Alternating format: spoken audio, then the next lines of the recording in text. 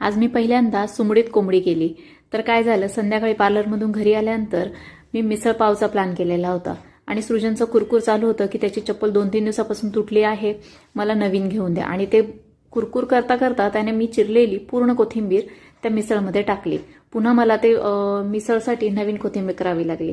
तर ती मिसळ खाऊन आम्ही निघालो होतो त्याची चप्पल घेण्यासाठी. चप्पल घ्यायची हे घरूनच ठरलेले होते, पण तरीही तिथे शॉपमध्ये गेल्यानंतर सृजन खूप कन्फ्यूज झाला होता. चप्पल घेऊ की सँडल घेऊ की शूज घेऊ, आणि ऑलरेडी त्याच्याकडे शूजचे 3-4 पेअर आहेत, पण चप्पल नाहीये म्हणून त्याला चप्पल घेण्यासाठी गेलो होतो.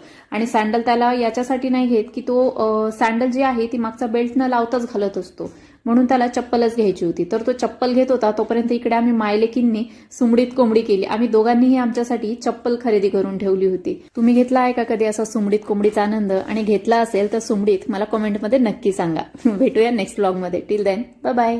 आणि हो, सुमडीत लाईक शेअर सबस्क्राईब पण करता येतं.